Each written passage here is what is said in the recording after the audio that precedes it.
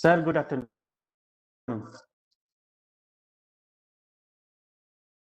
Am I audible, sir?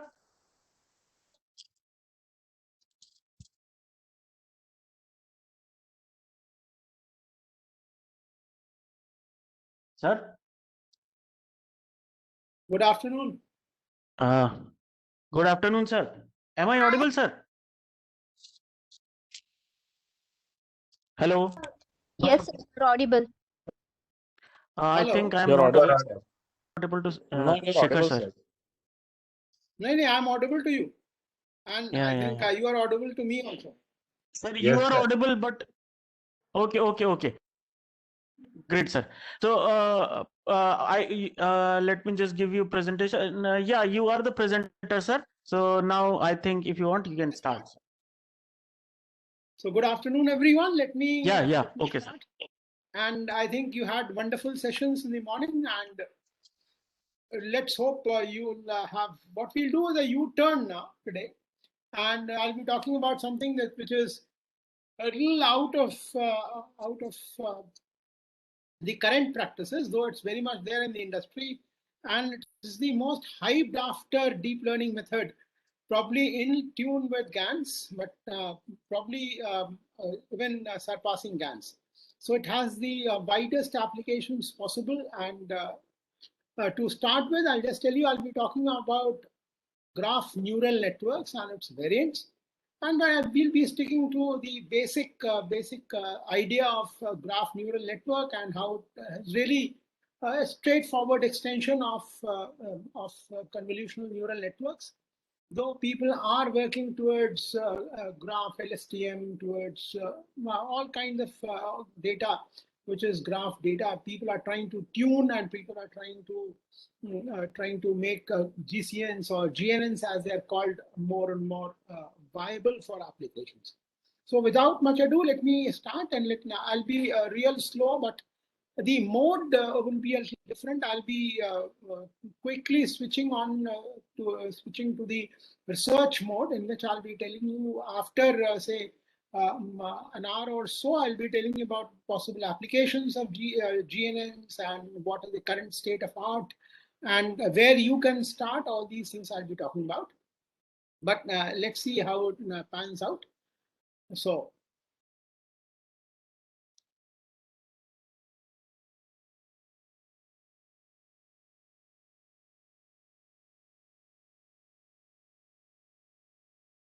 Dr. Munir, are my slides visible?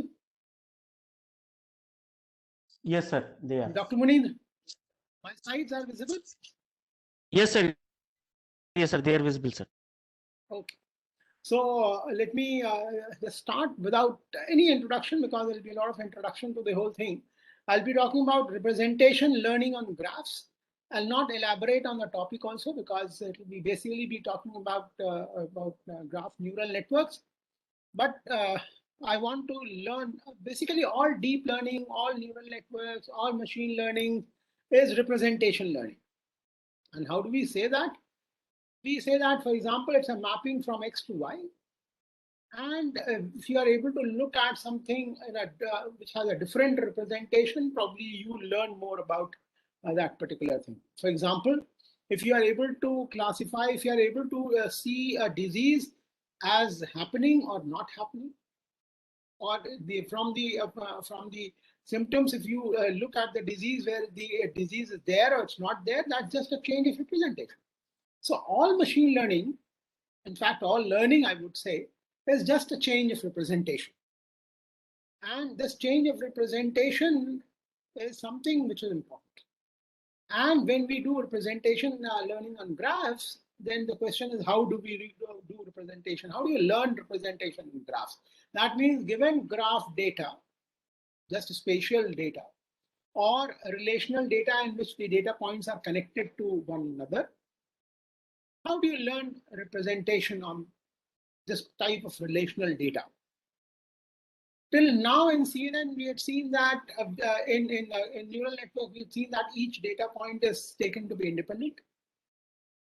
And there was an emphasis, as Dr. Ojha may have told you, and Dr. KP Singh may have also told you, that we stick to what are known as, we assume, for example, you had just the afternoon session in which Dr. KP Singh told you that in variational autoencoder that you assume that the data is coming from certain distribution and you wish to learn that distribution. And there he must have mentioned that we assume that the data is independent and identically distributed. And all these samples are independent and they come from the same distribution and you wish to learn that distribution. However, now here we are no longer bound by that particular assumption.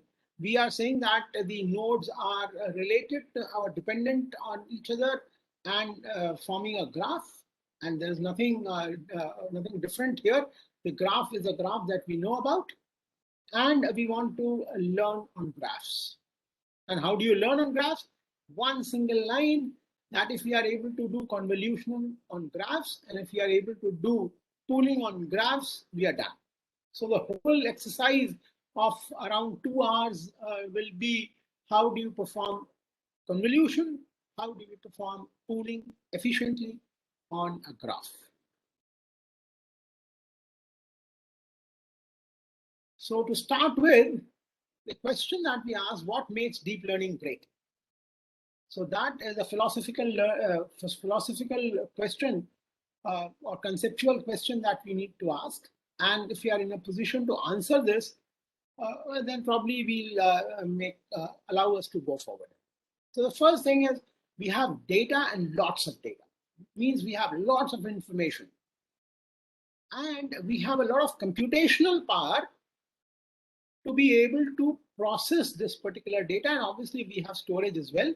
But then we have a lot of computational power in terms of CPUs, in terms of GPUs, to be able to crunch this data, to be able to process this data.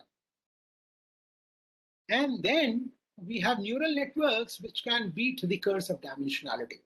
See, what has happened is that when you are in a very high dimension, again, I'll refer back to Dr. KP Singh's lecture, in which he may have talked about PCA, and he may have talked about autoencoders, which are used for reducing the dimension.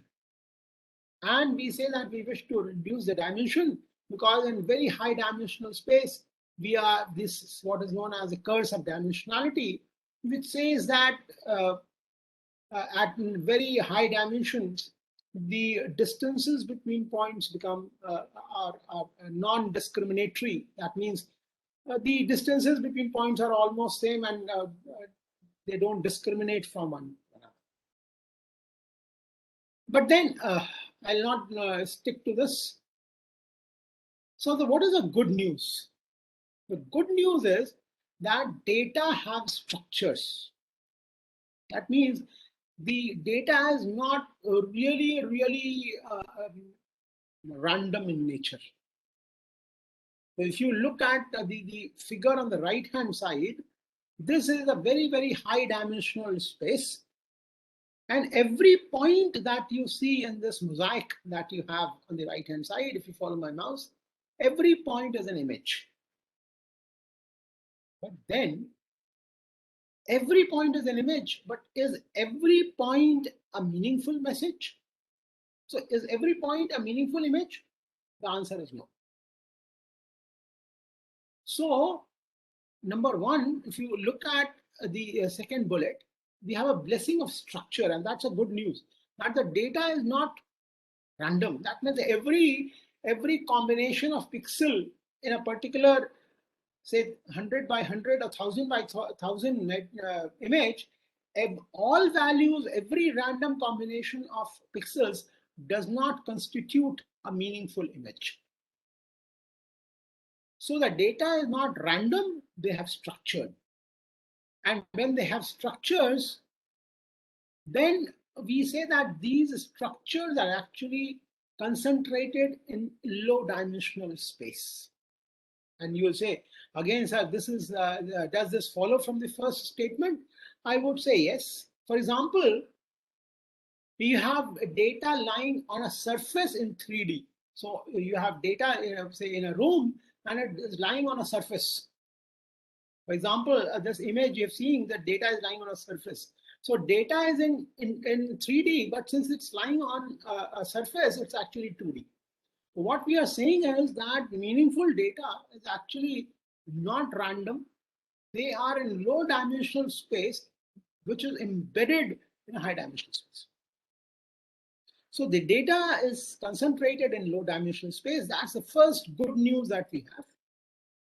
And the data has structures which can be composed together. So an image, for example, has objects which are interwoven together to make a meaningful image. For example, if you look at human face, you would say we have eyes, we have ears, we have lips, we have eyebrow, we have the nose edge, we have the lip edges, we have the hairline. I don't have. So all these things can be composed together to make meaningful images. So the data have structures, and these structures are compositional. So we say that the data is composed of simple structures, and these simple structures combine together to give a meaningful image. And these data combine together to give low-level structures like edges and something of that sort here, which then combine to give mid-level features, for example.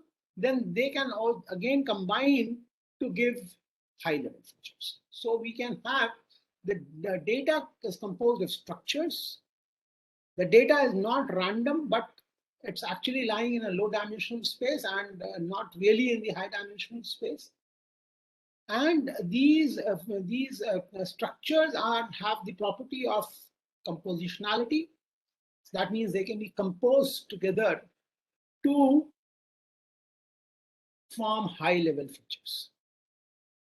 So in representation learning, what is happening is that given an image, if I can find out what are the low-level features and what are middle-level structures and what are the high-level structures, then, and what is the composition among them, what is the connection between them, then I can do all type of decision-making tasks. So that's the idea. That's the good news. So and neural networks have the structure, and they can learn the compositionality by learning different functions, by learning exponential functions. That means the neural networks, if you look at different stages, or if you look at CNN at different stages, they can learn and then combine different features, allowing them to learn, give the parameters and allowing them to learn representations.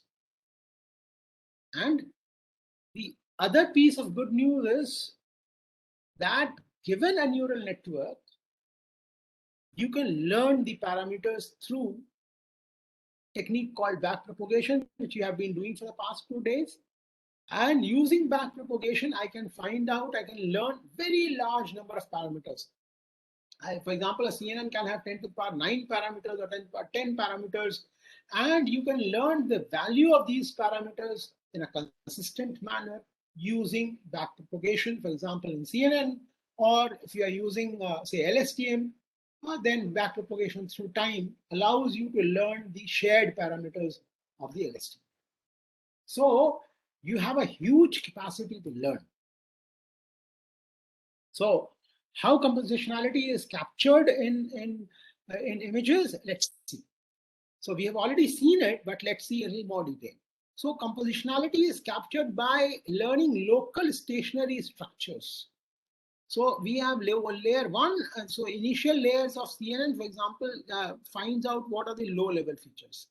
Then the middle structures, middle layers of CNN, for example, combine these low-level features into mid-level features. And then you learn the high-level abstract features. So you go from the lower simple structures to abstract structures like face. You are able to learn that. For example, on the right-hand side, the same thing is illustrated. You have a fish, Then you at the simple structure, the low level features give you fins, this, that. Then you learn I's, etc. And then you learn efficiency. And CNNs, by looking at the whole thing, are extremely efficient at extracting meaningful statistical patterns in large scale and high dimensional image data sets. So the process of three processes: the process of convolution, the process of pooling. The process of convolution, as we'll see in a moment, allows us to learn allows us to deal with the spatial attachment or the spatial dependence. And the pooling allows you to look at what is important and what actually is important for decision making. And then this allows us to extract meaningful statistical patterns. And obviously, a third thing is we have a consistent way of learning, which is that. So when we have already seen, but let's have a quick look. We have seen the CNN architecture, and we give an image, and this again, the image of this lady is very, very common benchmark in image processing.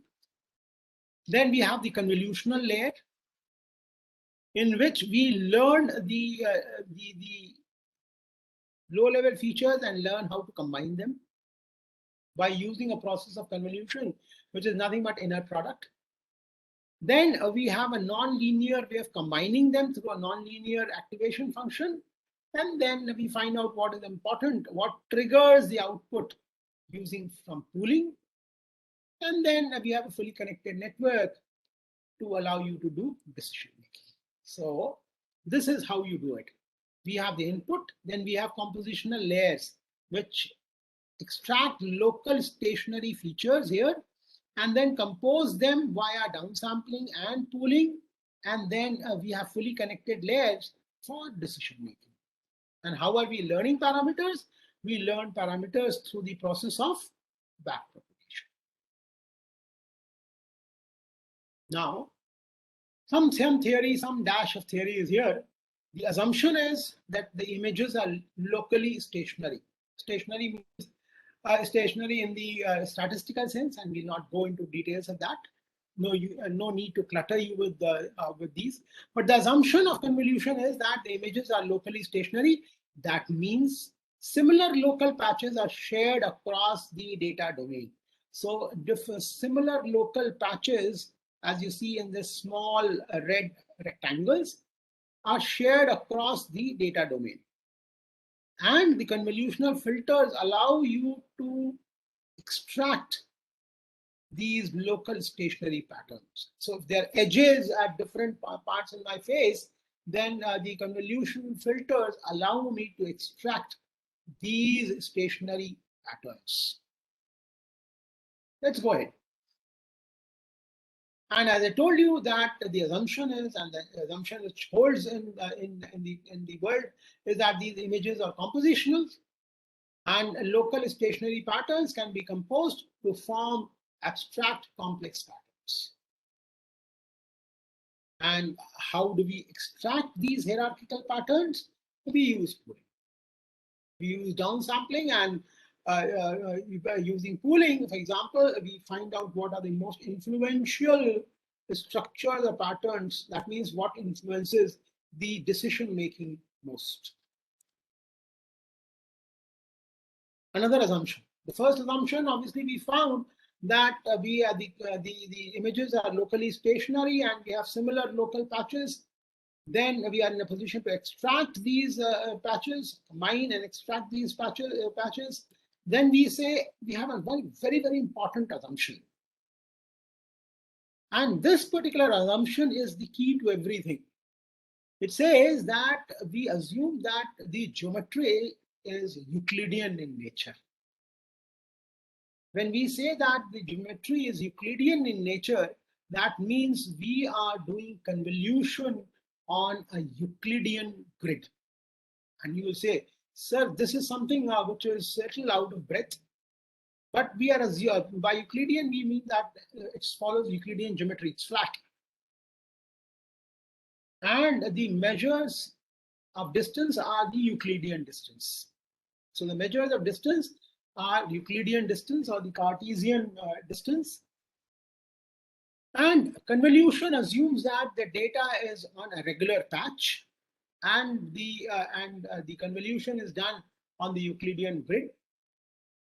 And the downsampling using pooling is also on the Euclidean grid, and which says that the pooling is on the Euclidean grid, and all these things can be done very, very quickly. And it's mathematically well defined and it's computationally fast.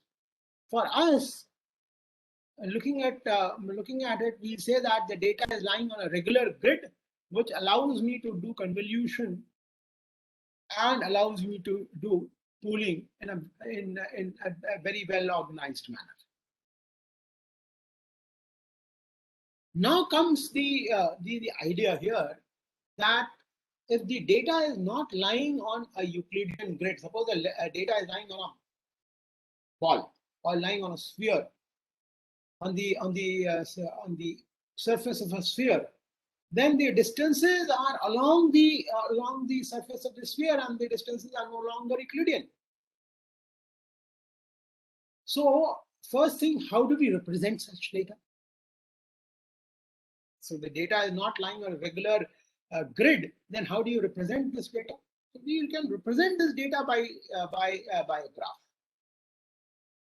So we now have data which has similarity, in which the nodes are similar to each other, and the measure of similarity is not Euclidean distance, but the measure of similarity is something else, because the data is not lying on a Euclidean plane.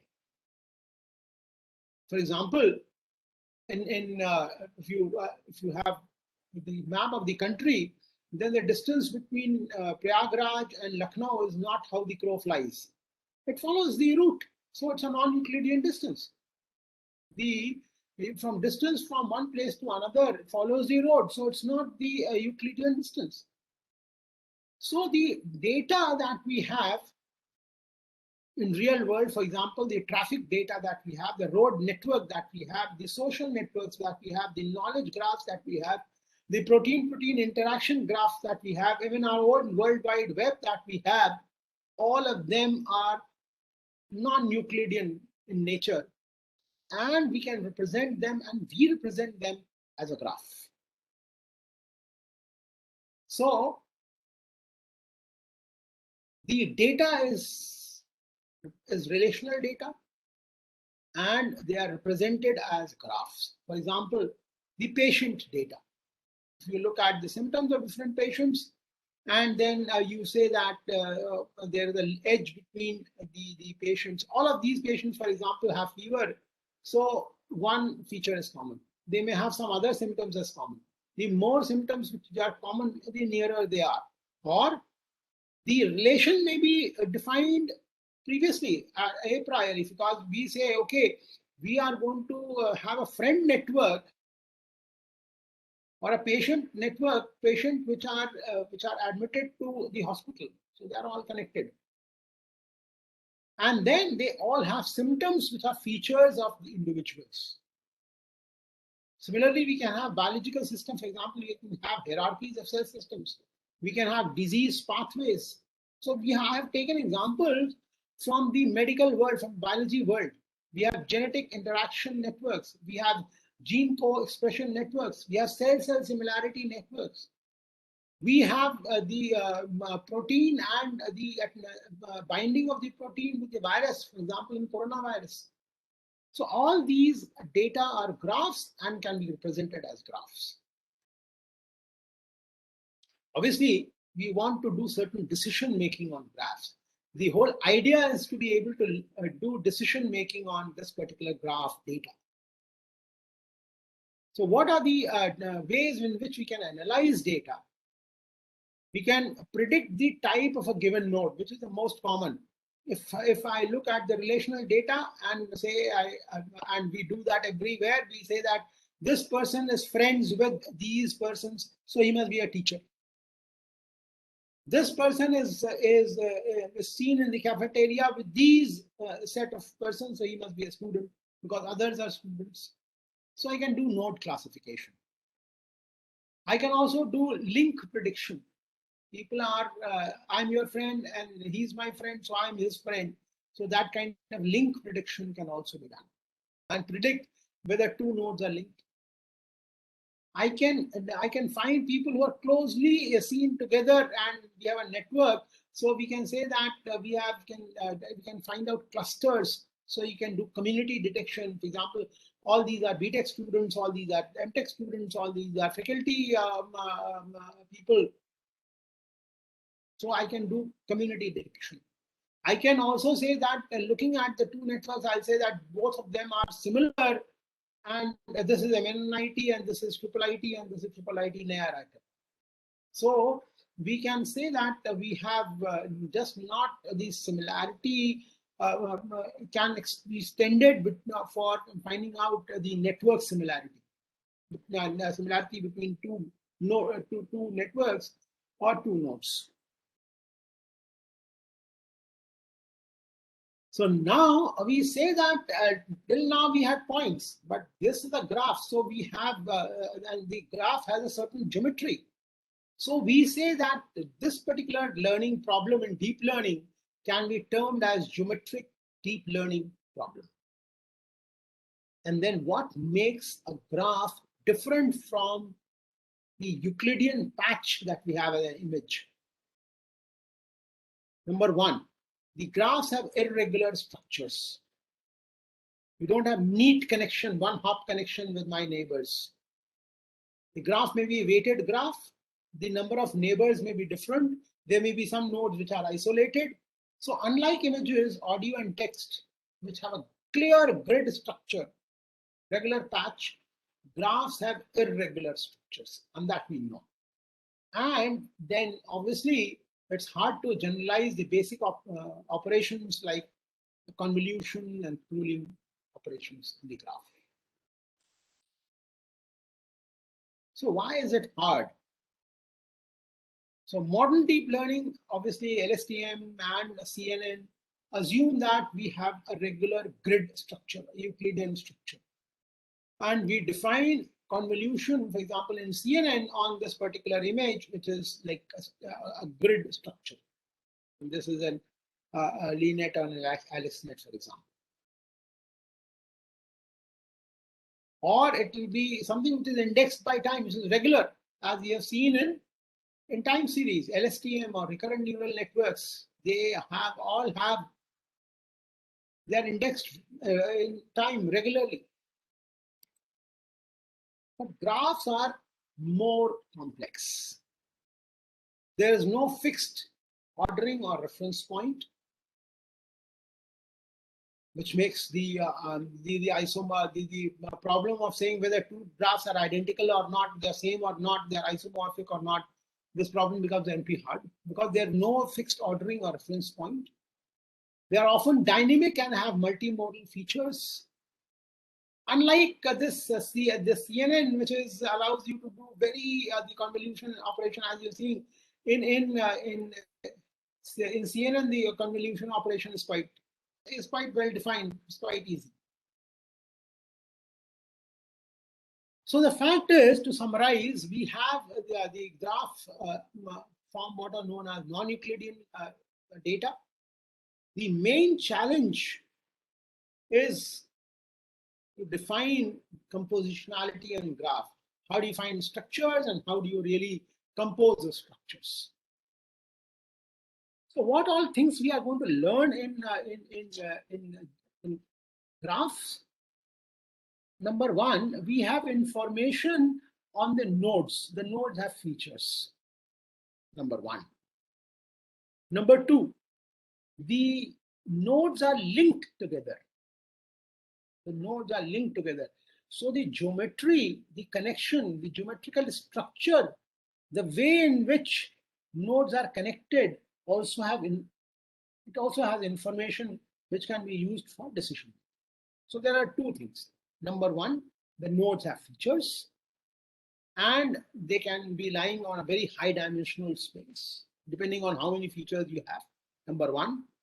Number two, the nodes are connected to each other, forming a graph, and the way in which they are connected, the structure of the graph also must be exploited for decision. So the challenge is to define the compositionality. I must be able to define convolution. I must be able to define downsampling, and I must be in a position to define pooling on the graph, so that I'm able to do representation learning, or I'm able to do prediction, or do node classification, link prediction. I should be in a position to find out what are the communities, the similarity between two graphs, so on and so forth. So without much ado, with this small introduction, let's move on to deep learning for graphs.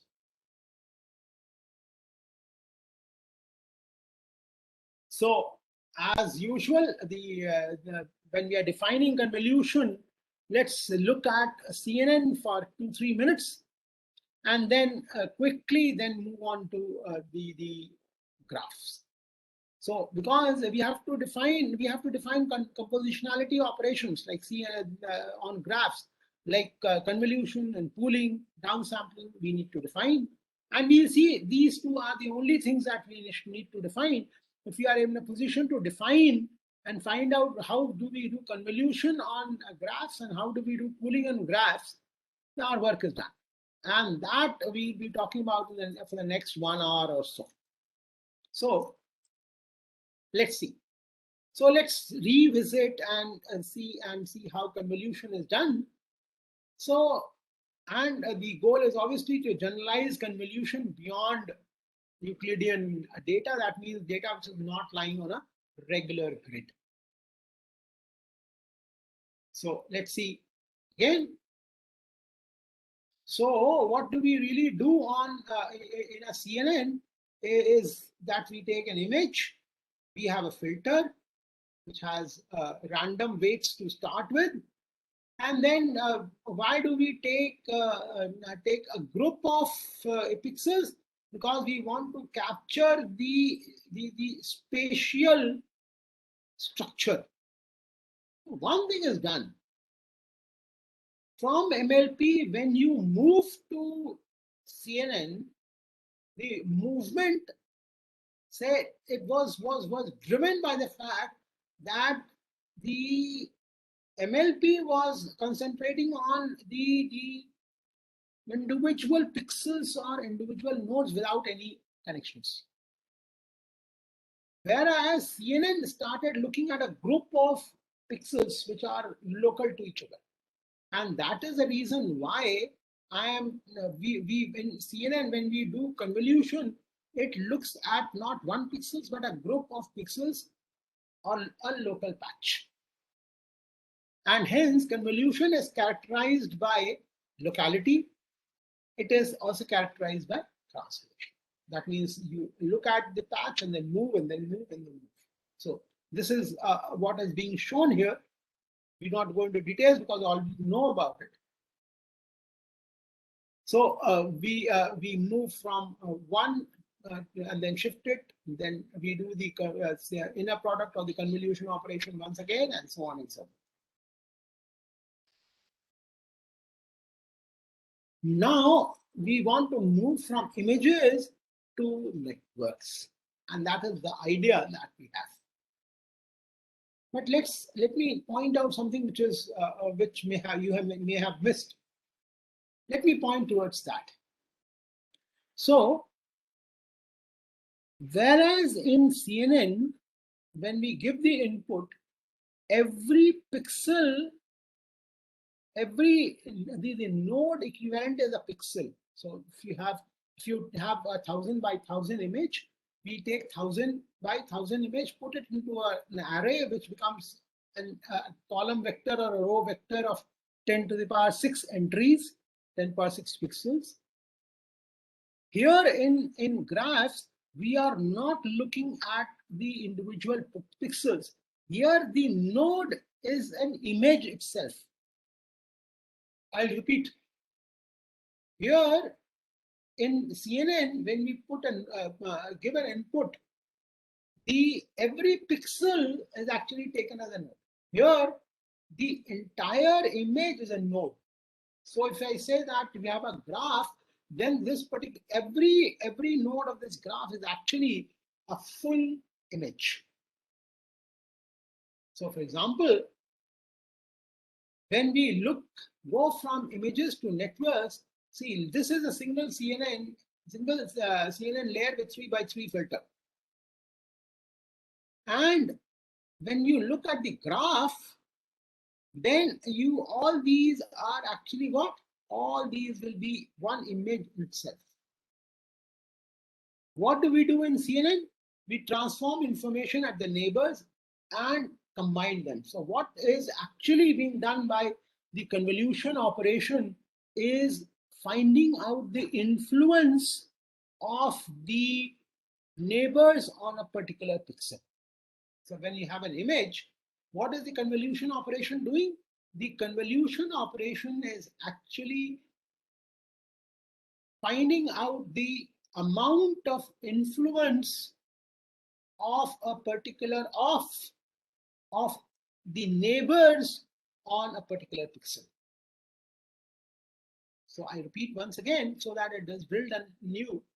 What we are trying to do in convolution, we take a local patch, spatially connected structure, and then I say that, okay, a pixel is not independent, but it is influenced by its neighbors, neighboring pixels in our case.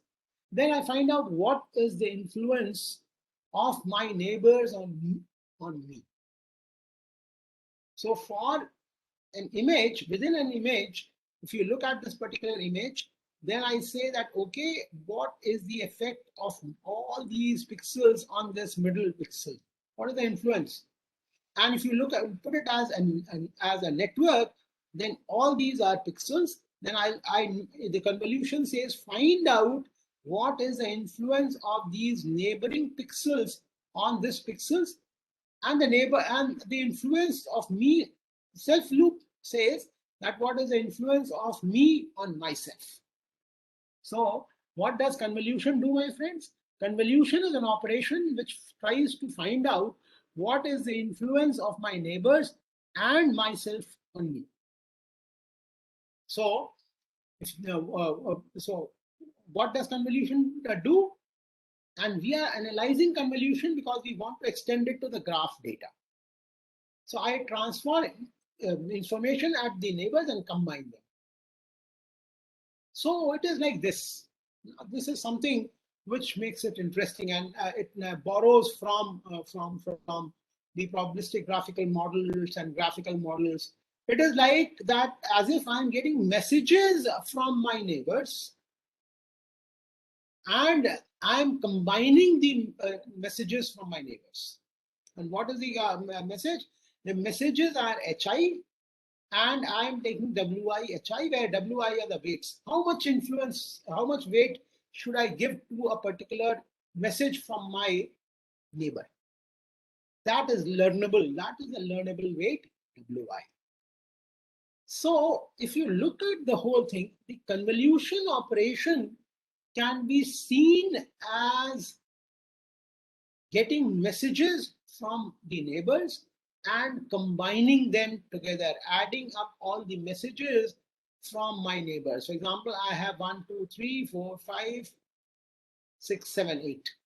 I have 8 neighbors, including myself, 9. So I is equal to 1 to 9 WI HI is what is the message that I get. What is the amount of influence? WIs, they can be learned using backpropagation. So looking at it from some image processing point of view, some mathematical point of view, we say that the data is lying on a very high dimensional space, but actually is concentrated in a low dimensional space, which says that it is lying on a Riemannian manifold. We sample that, the data, and we have, for example, 2D depth map or 3D point cloud or 4D point cloud. In the discrete version, we have graph. That means this particular rabbit can be seen as a graph. And for representation learning on the graphs, we resort to what is known as graph neural networks. Or if you want to look at it a little more in a different manner, if you look at this particular image and you look at small triangle, rectangle here, red rectangle, then this can be treated as, for example, a regular grid. Or if it is there on the surface of an aircraft, then a small rectangle can be seen as a graph. This is a 3D point cloud. This is, for example, a 4D point cloud because we have this particular rectangle and we have 3 images in time. So we record it so that it can be seen as a 4D random cloud. One more dimension, the time dimension is added. So we are in a position, and what we do is to model relational data. We use a graph, and the graph has nodes. The graph has nodes or vertices. It has they are connected together through edges, and the weight of the edge tells you what is the degree of similarity between different nodes. So if you have hundreds of images or thousands of images, then each image will have 1000 by 1000 pixels, which are the features. And if you have a group of images, then these images will be connected by edges, which will tell us how close this image is to the other images. Let's then talk about graph neural networks or graph convolutional networks, which is the topic for today. So let's look at it now. So what we are saying is that the data is a graph. Every node, for example, here is an image or a movie or a document or a human being. So every node is an image, for example. So we have a graph which can be seen as an adjacency matrix. Here's an adjacency matrix, which can be the matrix representation of the graph. Then we want to define graph convolution. Then we define the graph pooling. Then if you have multiple layers, then we have graph convolution, graph pooling, graph convolution, graph pooling, so on and so forth. And then we have a readout layer which summarizes. And then we have a fully connected MLP. That means a fully connected layers, 1 or 2 fully connected layers. Then we define some soft function here. Some loss function here, which can be softmax or which can be a quadratic loss. As Dr. KP Singh and Dr. Ojha may have already told you, that we can have some loss function. So this is how graph convolutional neural network or graph neural networks looks like.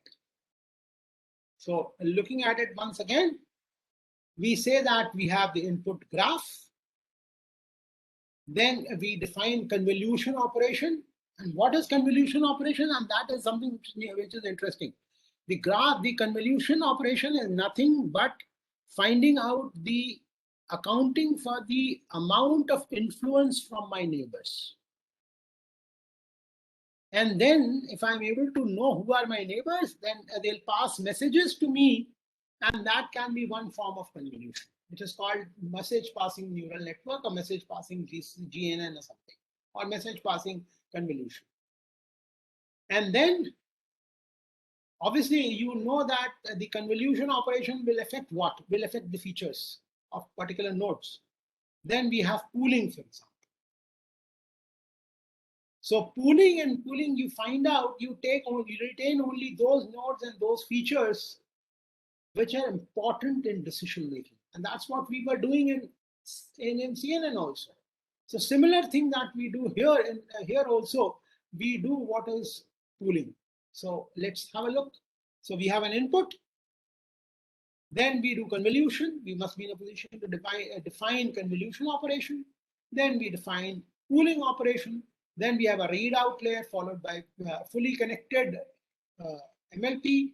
And then we have some loss function like quadratic or some cross entropy, softmax, or whatever you wish to have. We define a, or we may have some regularization terms, as Dr. KP Singh may have told you. For example, in autoencoders, we may have some regularization using dropouts, or regularization using some Tikhonov regularization, or some regularization you can have for better generalization. So let's go to what we wanted to talk about all the time. So what we wanted to talk about all the time was the two operations. Number one, the graph convolution, the first operation, graph pooling, the second operation. And that's all we are going to talk about.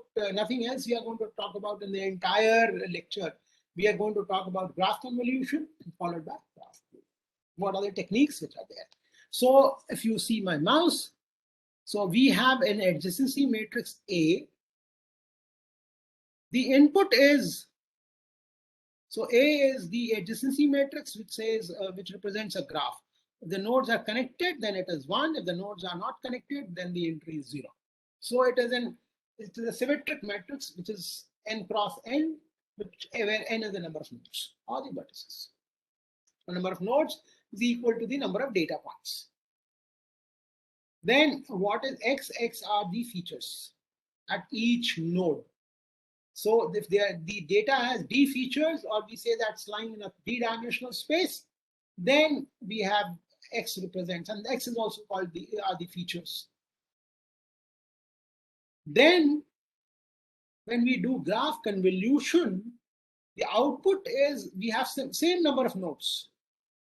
So the adjacency matrix does not change. But then the features change, because each feature on each node is now influenced by its neighbors. So in the second layer, after doing convolution operation, the feature matrix, which is XF, changes.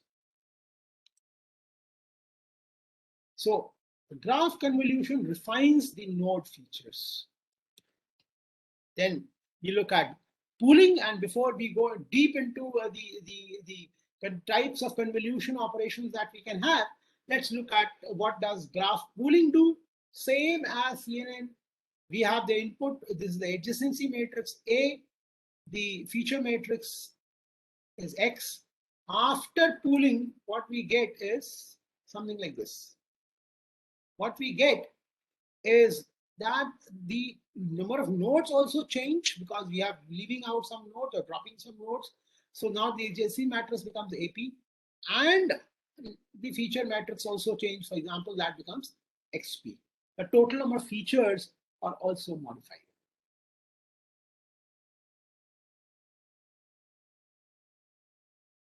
So let's go and find any questions so far. Anyone? Any questions?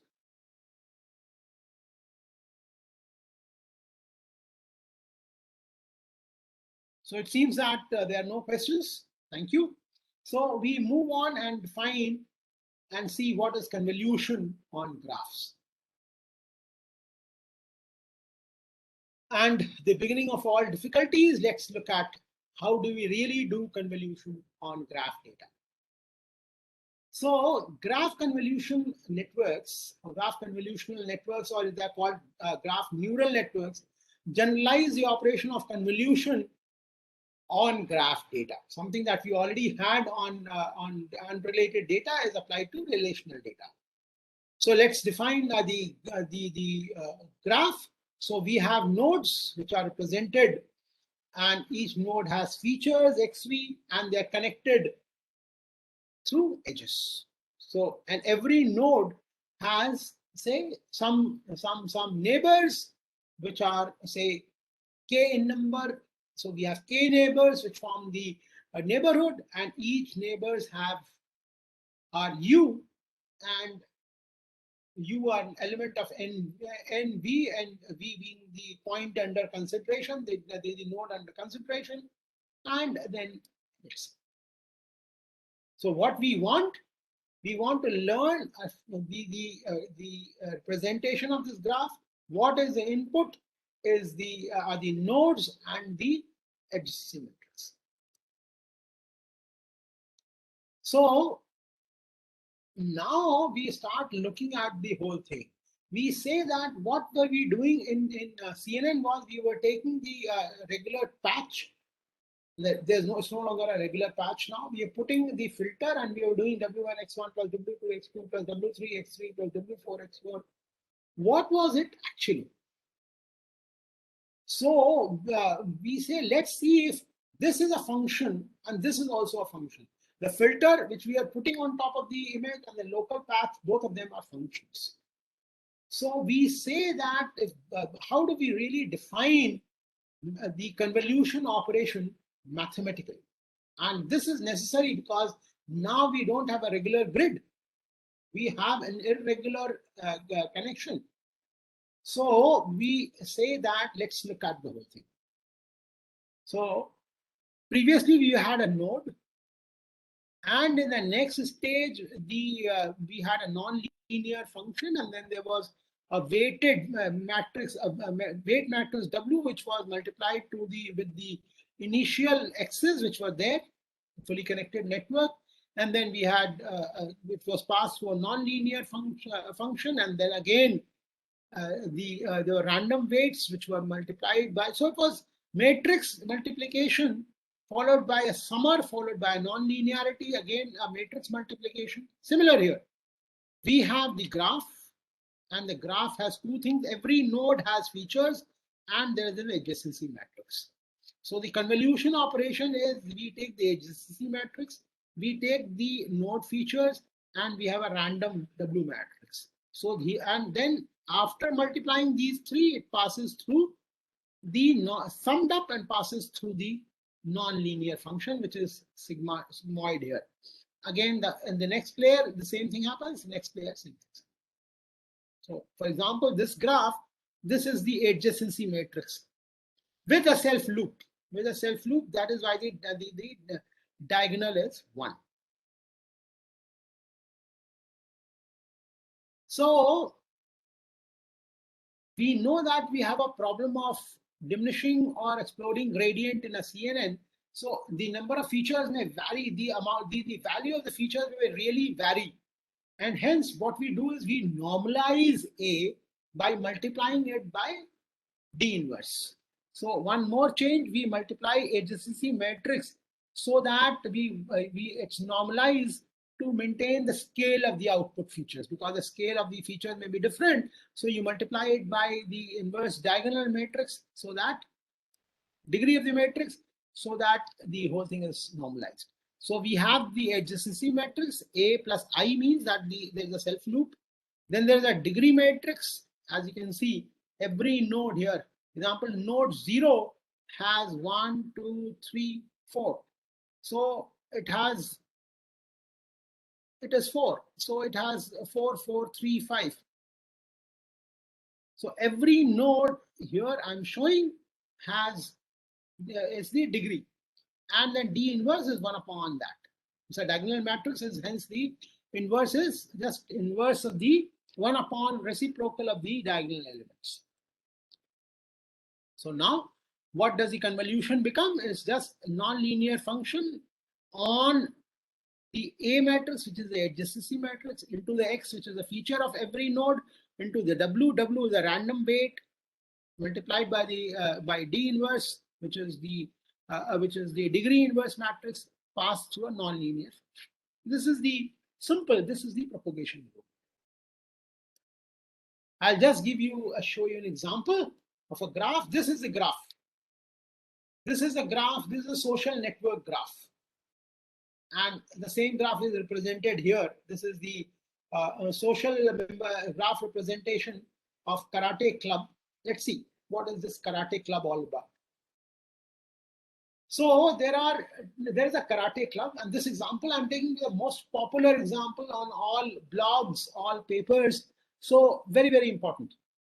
So there is a karate club which has two major stakeholders, the instructor and the administrator. Now they both want to split into two clubs. And the original members have to decide whether they are close to the administrator or they are close to the instructor. And for example, this is the social network. We have to predict who is going to join Mr. Administrator and who is going to join Mr. Instructor. So who is going to join the instructor and who is going to join the administrator. So what we do is we take this particular graph as an input, pass it through two layers of GCN, and lo and behold, this gives you who are going to join the administrator, who is going to join the instructor. So this is what the model of the propagation rule is like this. So just two layers, and we were done. We could actually find out, and this was HI plus 1 was passing through a sigmoid, the nonlinear activation function, and then we multiplied the adjacency matrix with the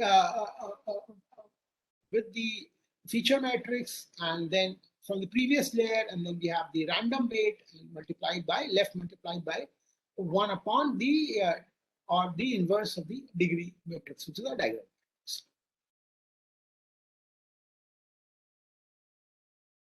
But then, my friends, I had not told you about how do we really do convolution. So in this spectral communication, there were two types of convolution. One was called the spectral convolution, another is called the spatial convolution. And let's look. And as you can see, they were proposed way back in 2013, 2015. Though the idea of doing spectral convolution or convolution in the frequency domain was done some 100 years ago. But then let's define convolution, graph convolution. We define two types of convolution. One is called the spectral convolution, another is called the spatial. So let's look at spectral convolution to start. Believe me, it's not easy. It will take some time to really be absorbed or digested by you, but let's see. And this is the only part which is certainly involved in GCN. So let's have a look at graph convolution, or sorry, spectral convolution and graphs. So what we do in spectral convolution is that we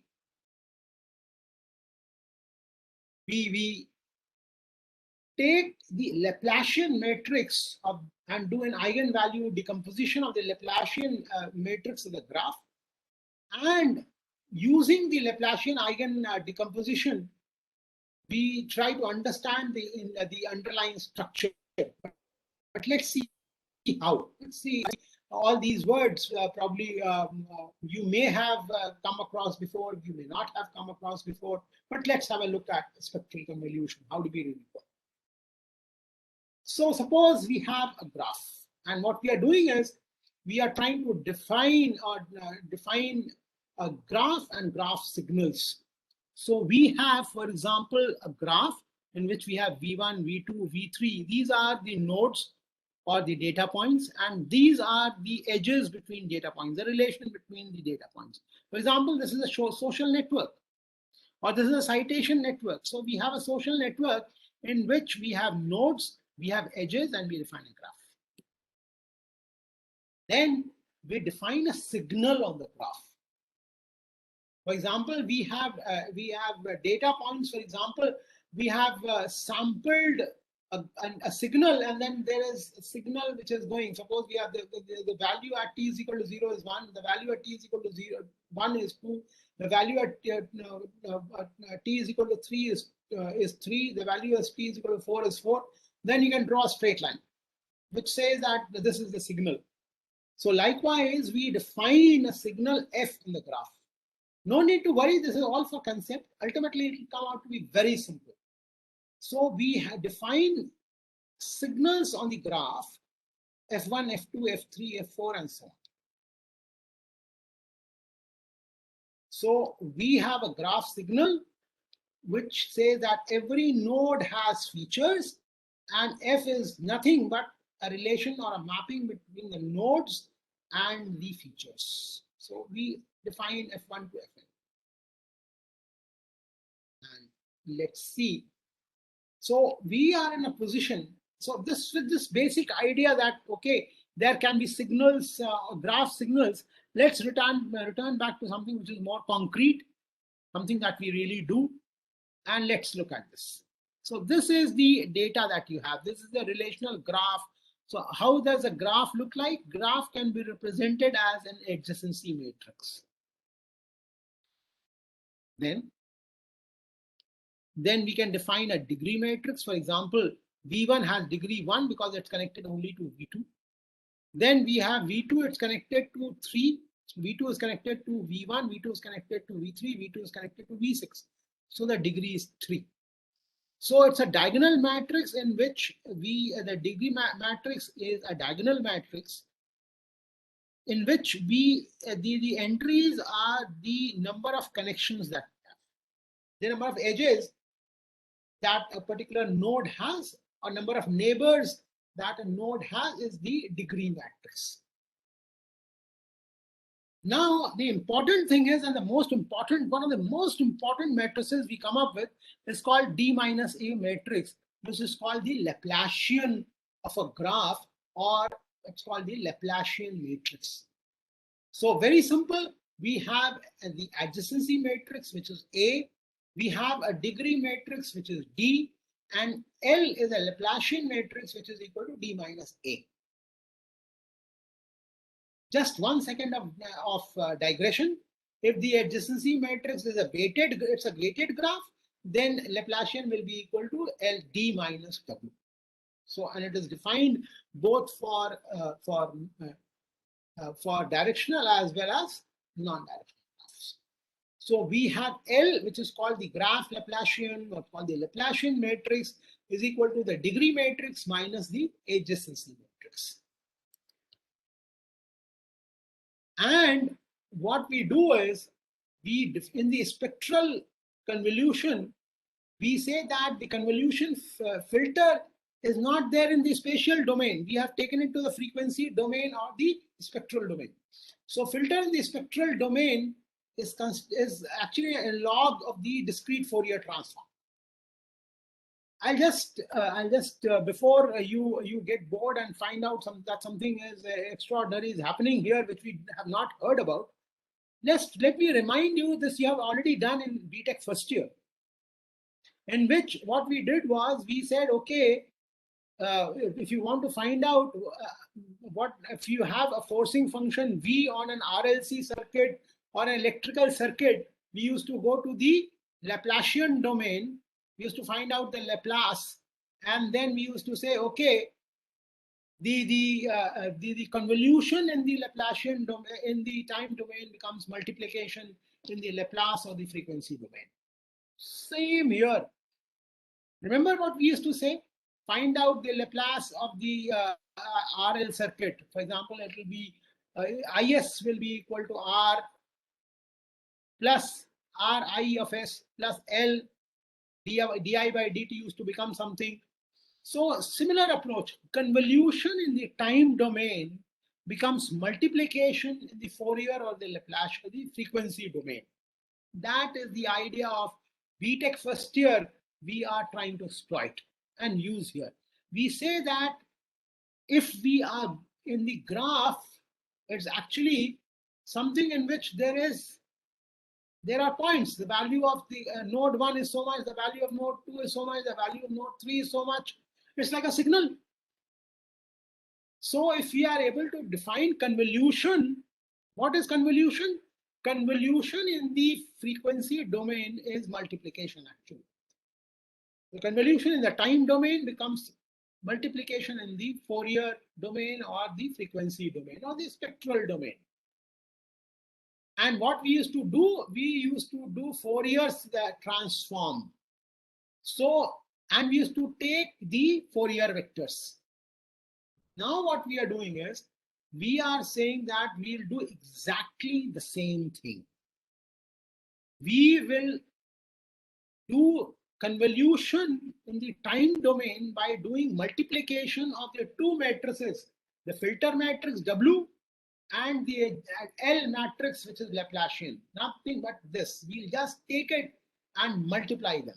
This particular multiplication that we have seen just now, which I showed you, this particular multiplication is because we are doing convolution in the frequency domain or the spectral domain. So instead of doing convolution, we are actually multiplying the matrices.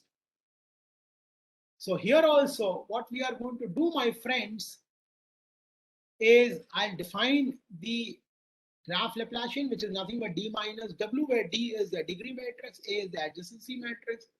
This is the normalized graph Laplacian, which I'm not going to see, but here we find out the D minus A.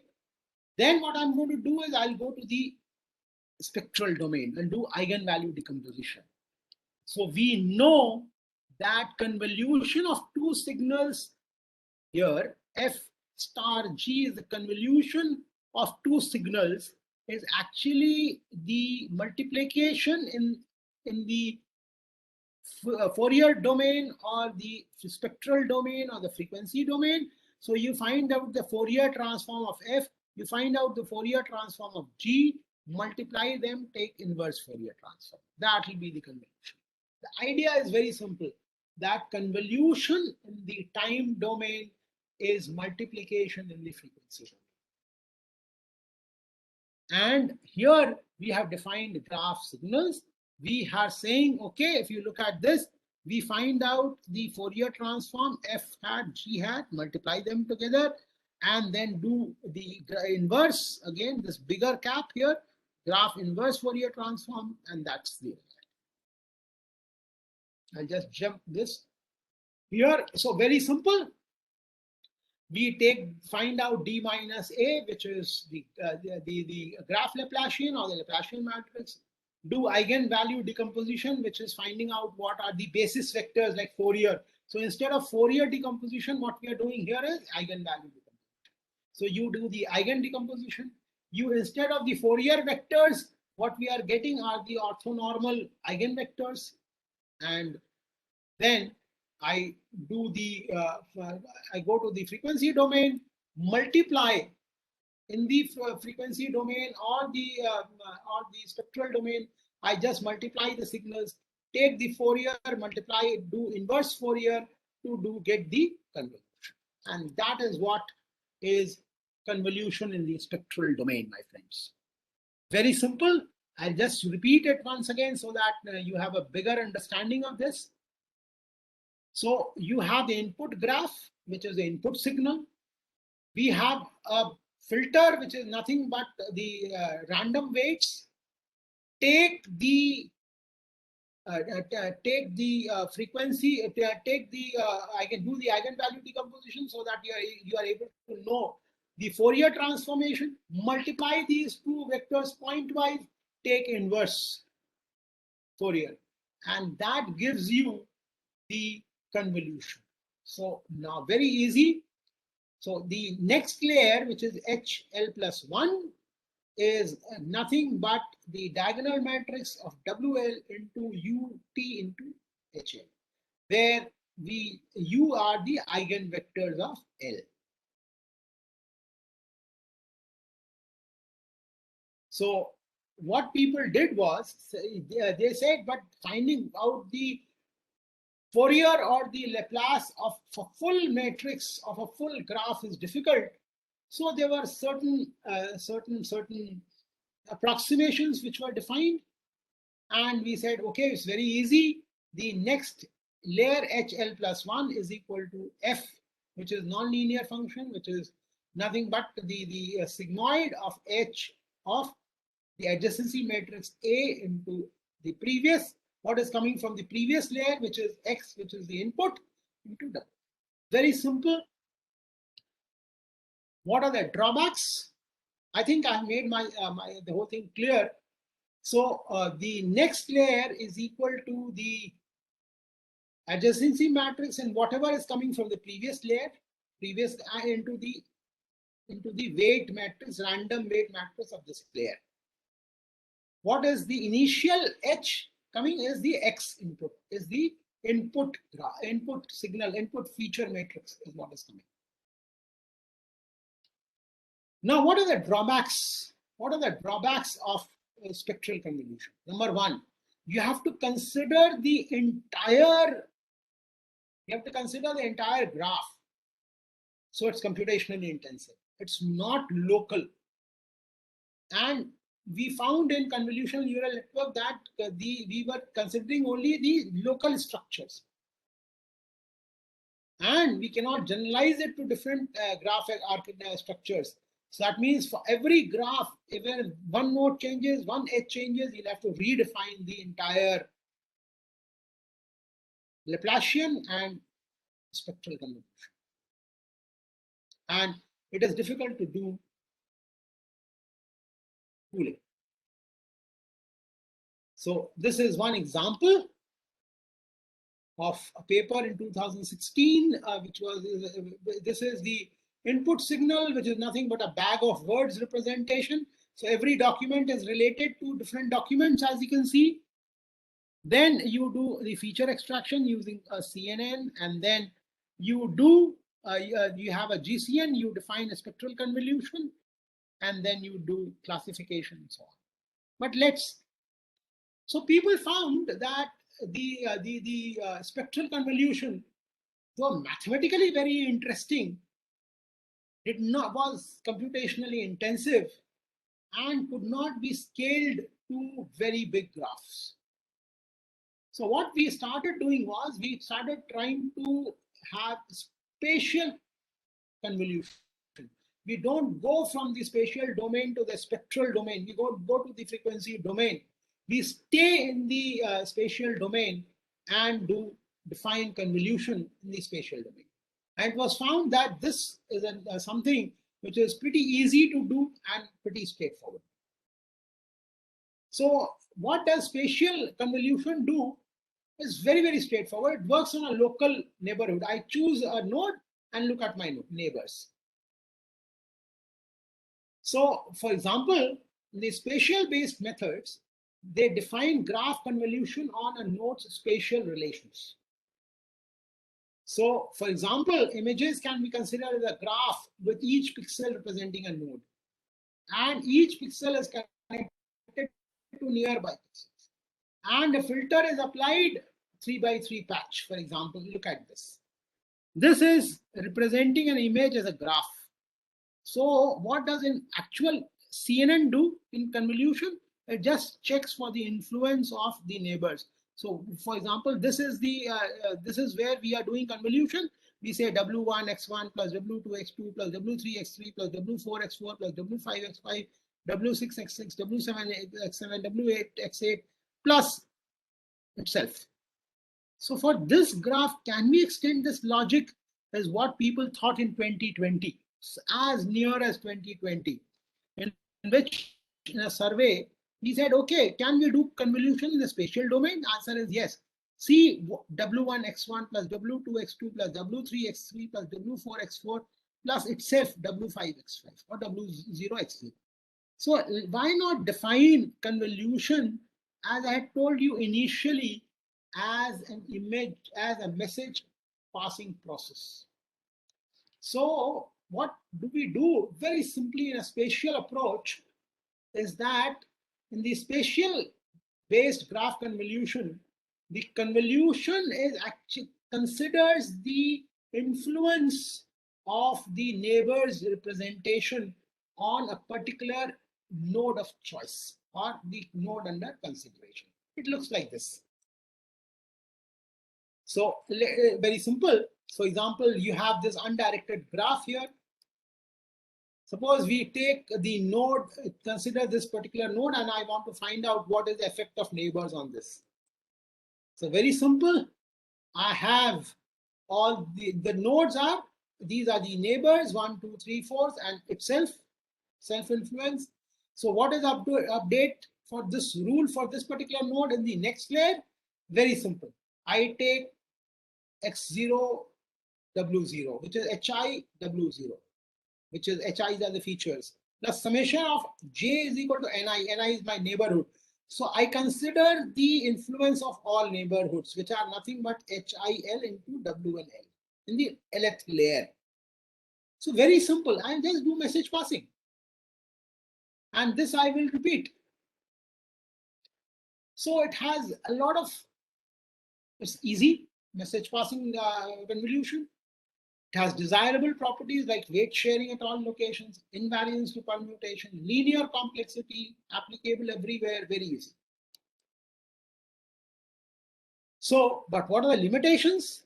Only indirect support for edge features. If the edges are weighted, then you have a problem.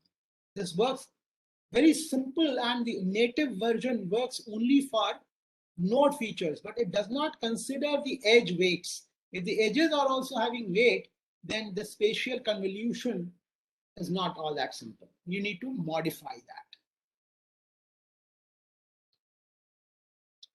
Then people said, okay, let's have some variants of this. And one variant of message. So this was the original message passing spatial convolution, in which we have we consider a node, and then we consider the influence of its neighbors on this particular node. And then obviously the weights are learnable, and we keep on, when we learn through backpropagation, we learn what are these weights, which define what is the influence of the neighbors on a particular node. This is what we were doing in CNN also, my friends. So we are able to, now through a spectral convolution or spatial convolution, we are able to understand and we are able to define a convolution for the graph. Then another variant which was produced for spatial convolution was diffusion convolutional neural network, in which the graph convolution were treated as a diffusion process. Remember, if you have, since we taught you only CNN, but we can say that I want to know what is the influence of my neighbor on me. But the influence of my neighbor also should consider what is the influence of his neighbors on him. For example, Dr. Ojha is my friend. What is my relation with him? My relation with him, his influence on me will be defined on how close he is to me and how close, what is the influence on him of his neighbors. So in diffusion convolutional neural network, what we do is the graph convolution are treated as diffusion process. What is done? It transfers information from one node to another through probability transition matrix P, which is D inverse A. Remember, D inverse A was just normalizing the features of D. And this process is repeated K times so that I know what is the influence of the neighbors who are K hop away. And this is how we do convolution. So, for example, in DCNN, the diffusion CNN, what it does, the kth layer gets the effect of the k hop neighbors. So it goes through a non-linear activation function F, in which we have random weights in the kth layer as WK, which is a Hadamard multiplication or a piecewise product with p to the power k into the x, which is the feature. And x is the probability transition matrix, which is equal to D inverse A. Then what people found was, and this was something which was very, very interesting, is that graph convolution is actually similar to the WL test for isomorphism. So people said, let's see whether we can have a graph isomorphism network. And in graph isomorphism or GIN, people claim that graph embeddings in message passing, they fail to distinguish between different graph structures. And to distinguish between different graph structures, what did Jin do? They said, okay, we will not consider edge as a flat edge. I say, look at this. I just show you this. So if you look at this particular thing, and this is very, very interesting, and this goes into what is the area of current attention and research. When we say that there is a message coming from my neighbors to me, and I again repeat, this red node, messages are coming from its neighbors to itself, to the particular node. Is it not like a neural network, wherein multiple nodes come and then they are joined at a particular node in the next layer? So people said, actually, this message which is coming looks like an MLP. So why not model it like an MLP? And this is what graph isomorphism network did. It said, okay, next layer is actually has a learnable parameter, and it is actually a the next layer node gets input from the previous layer and looks like an MLP. So it's MLP with a learnable parameter from the previous layer. And obviously, and it will be, then you also consider the influence of all the neighbors, which is a U member of the neighborhood, HUK minus. So now this is interesting because you are able to learn. So the message passing is actually converted into not just message passing, but into a learnable message with the message passing with learnable parameters by modeling it as a multi-layer perceptron. Now let's look at the graph pooling operation. Though there are multiple different types of convolution which have been defined, but let's look at the basic graph pooling operation. What do we do in pooling? In our pooling there, we used to drop some nodes. Here also we want to drop some nodes, but we do not know which nodes to drop. There we said we do max pooling and retain whatever has the largest activation. So we know what is going to influence the decision making. But how do we know here? Because if you drop a particular node with low features, it is quite possible that it may have a lot of connections. So it may be very, very important. It may be a central node. So what to drop, what to retain, or in short, how do we do pooling is important. So what people said, let's not worry about all these things. Let's go in for, we select what are the most important nodes and do downsampling, and this is what is called G pool. And we define that the most important nodes are the nodes with the maximum values of the features. So that was the initial G pool or pooling operation or graph pooling, which was. Then people said, okay, let's not do this. Let's do clustering of nodes. And then find out what is the cluster head, retain the cluster heads, and do away with the nodes which are not cluster heads. But then the question is, how many clusters you're going to find? So, but then one idea was that if you want to retain K nodes, so you do clustering around some K means clustering and find out what are the important nodes, retain the cluster heads in the pooling operation. Then people said, okay, but this is not a good idea. What we can do is we can find out what are the important features. So what we do is we do Eigen value decomposition, and we can find out, we could do some spectral clustering. Instead of doing clustering, some greedy clustering, we do spectral clustering and then retain the cluster heads. And this gives us better pooling. So as you can see, what we are doing is in Eigen pooling, we find out the matrix L, Laplacian matrix, find out the eigenvalues, eigenvectors, then do graph Fourier transform, find the Fourier coefficients, retain the top Fourier coefficients, and delete the Fourier coefficients with lower values, and this will give you a node with a smaller graph. So in a spatial approach pooling, what is happening, you have a node, you pool it. That means you retain nodes with lesser number of vertices, and you can pool it with the retaining, say, only 8 vertices, for example, are retained here. So pooling operation, as you can see, affects both the vertex values, the number of vertices, and as well as the vertex values. That means this changes the adjacency matrix as well as the features. Whereas graph convolution does not affect the total number of nodes, as was there in regular CNN or native CNN.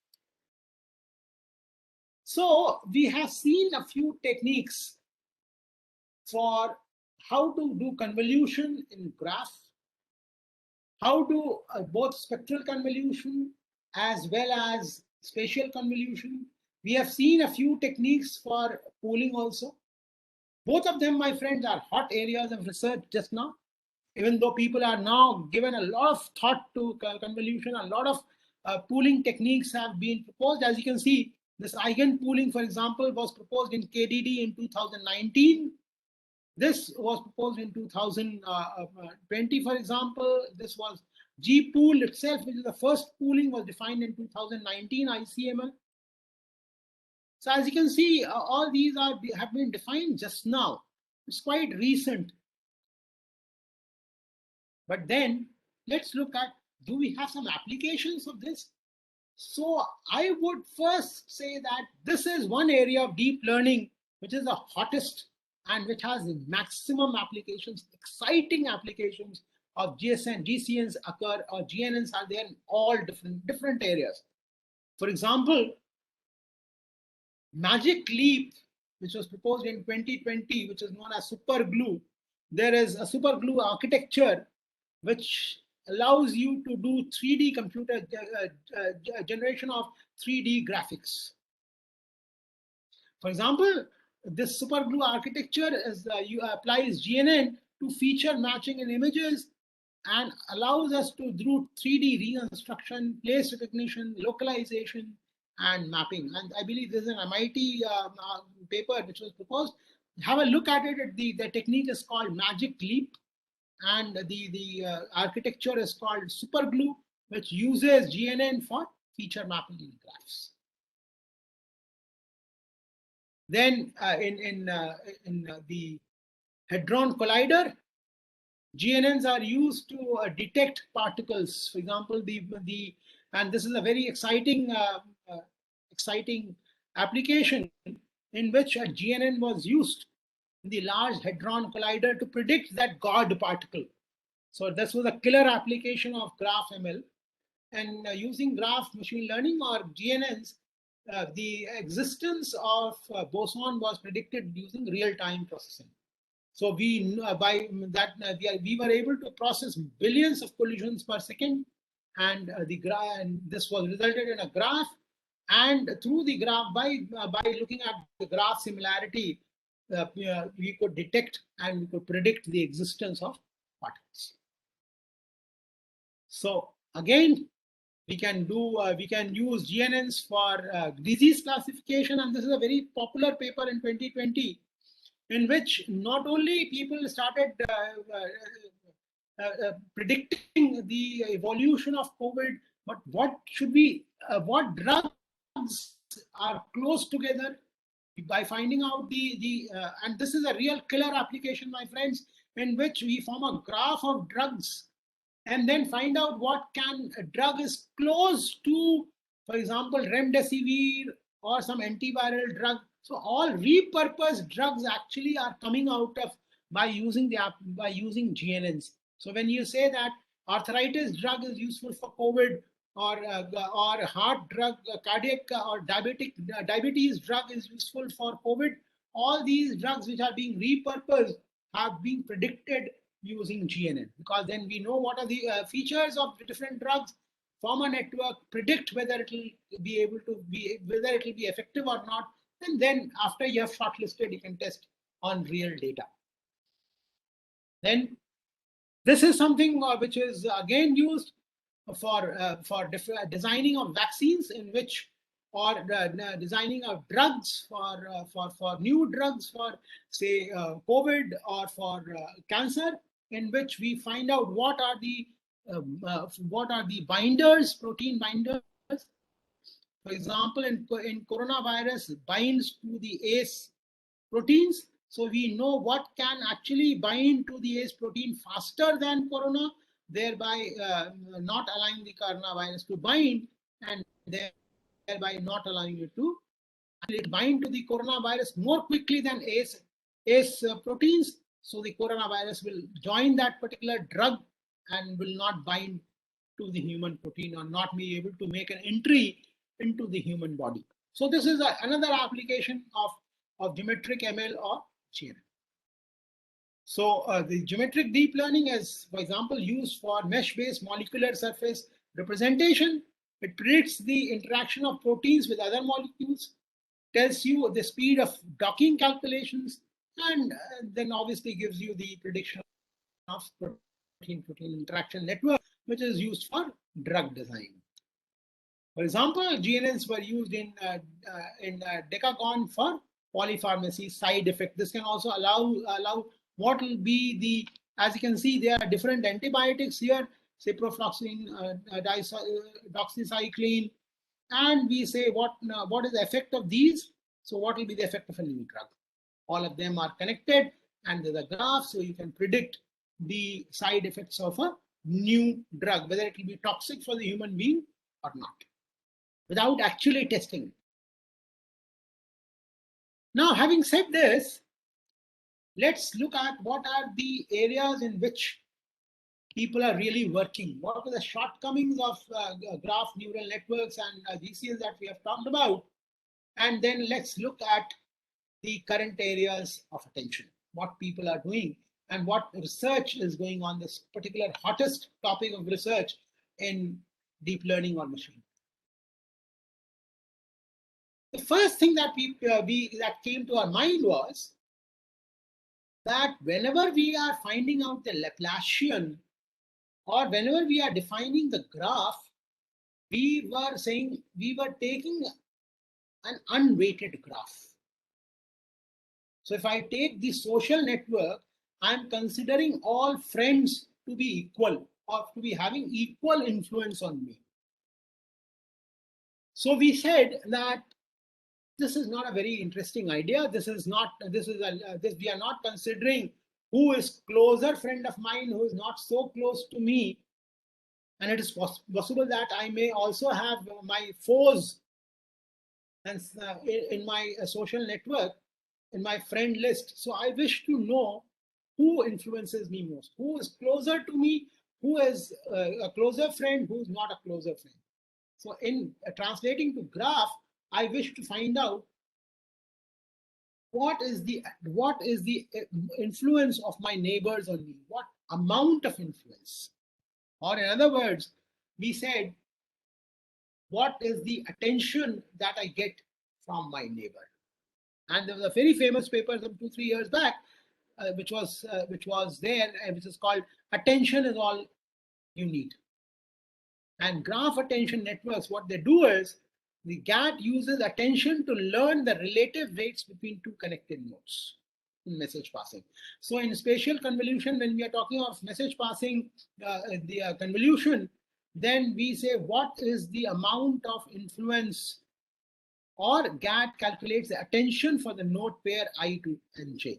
So if I have, if there's a node I want to find out what is the influence of node J, what is the influence of node K. That means who has more influence on me, who has less influence on me.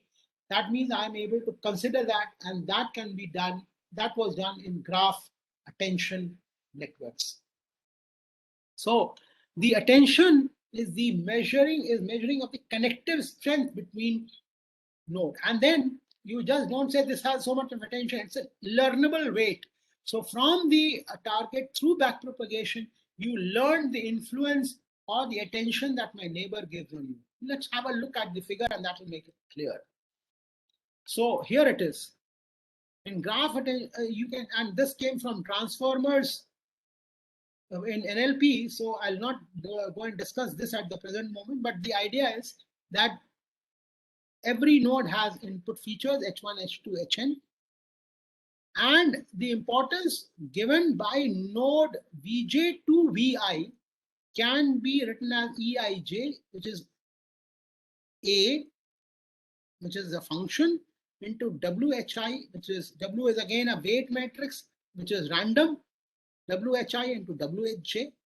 Then we have a softmax, alpha Ej is equal to, passing this particular attention to a nonlinear function.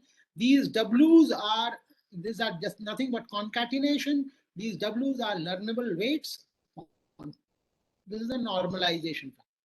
So it is something like this.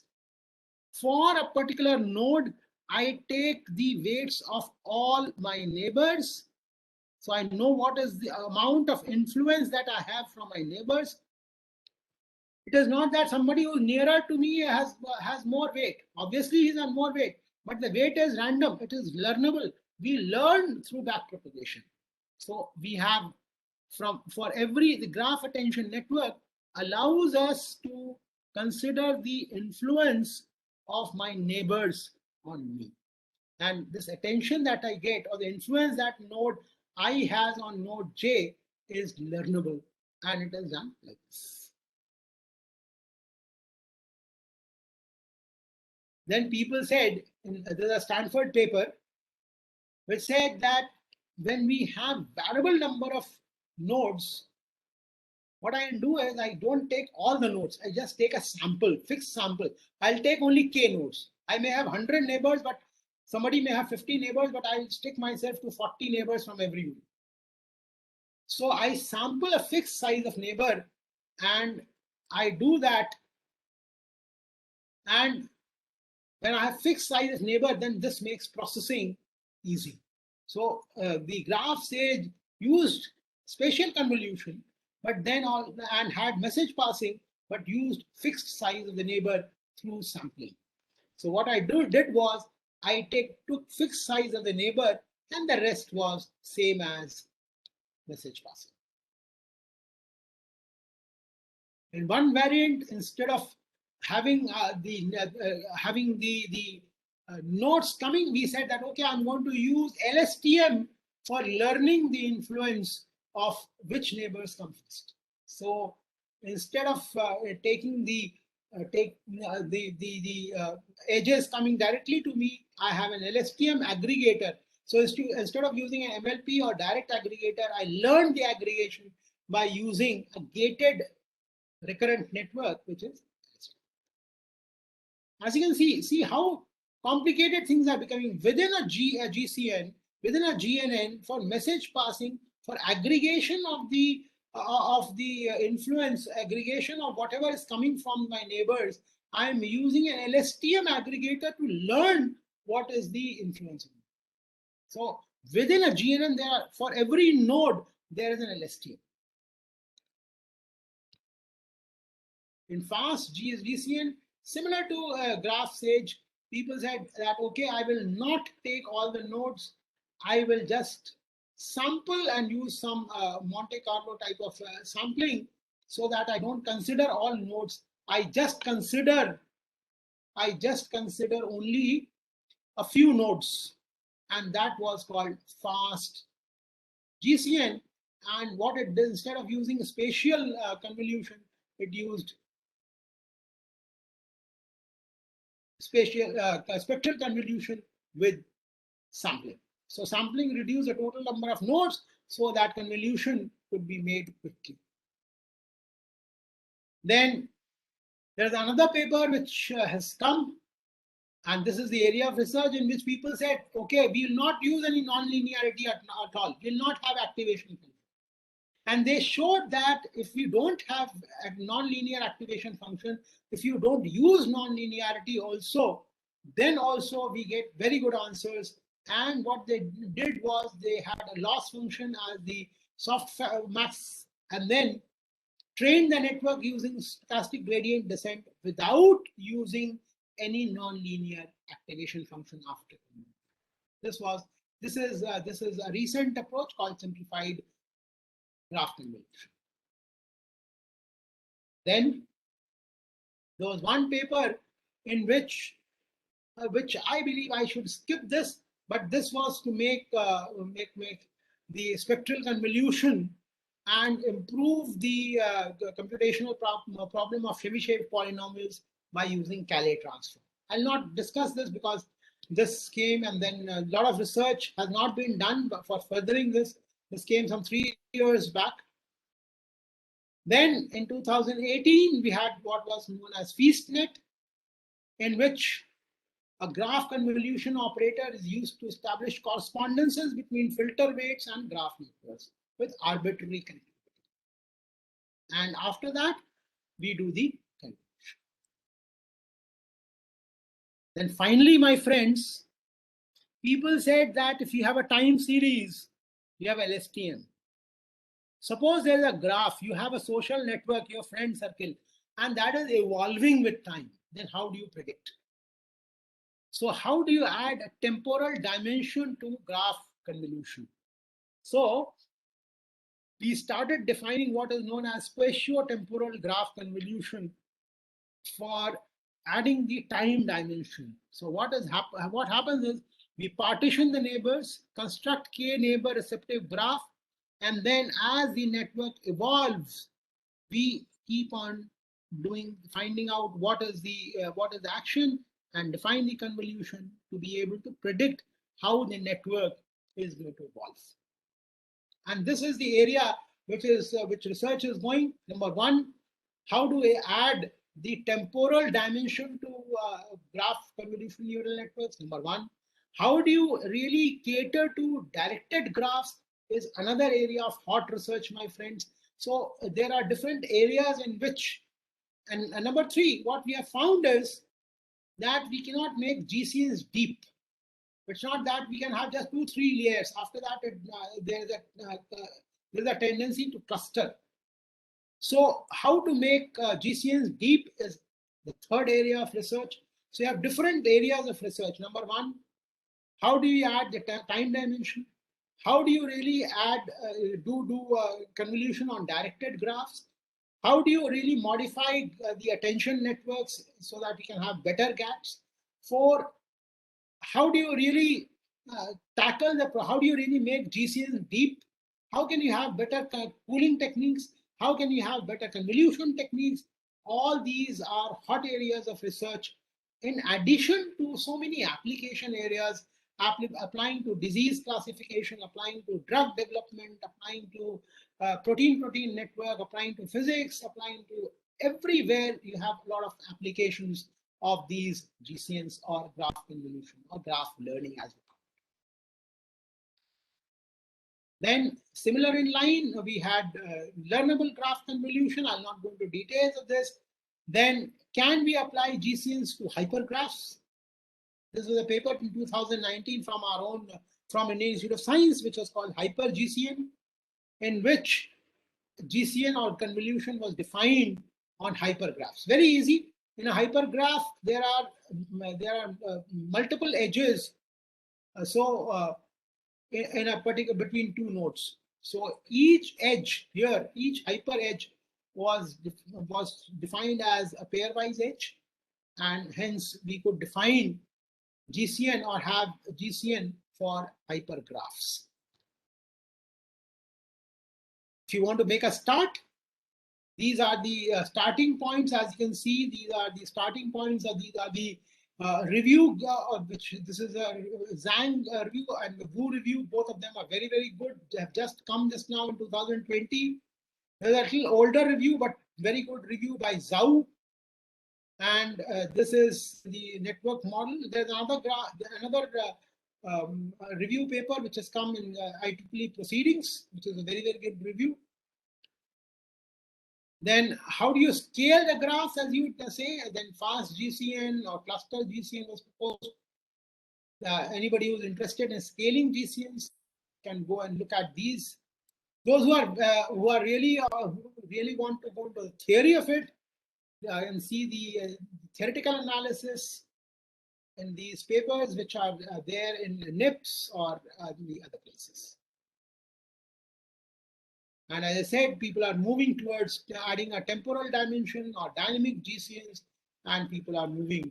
And this is the direction people are moving towards, making have a better theoretical understanding, have deep GCNs, have dynamic GCNs, have different convolution and pooling defined on the networks, defined convolution for directed graphs, and so on and so forth. So thank you. And I'll just stop sharing, and Probably we can take some questions over here.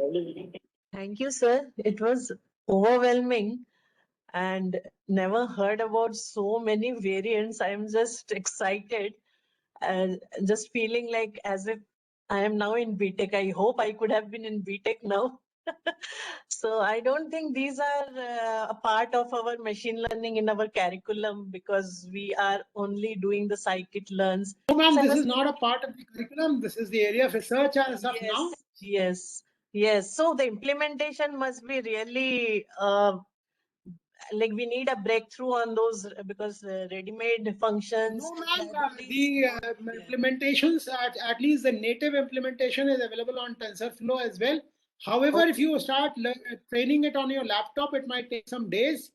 Okay. So you need a powerful servers to be able to, Yes. even on Google Colab, it will time out. So you'll need multiple Yes. Google Gmail IDs to be able to run it. Yes. But even then, on Google Colab also, it might take some 20 or 30 hours for a good application to run.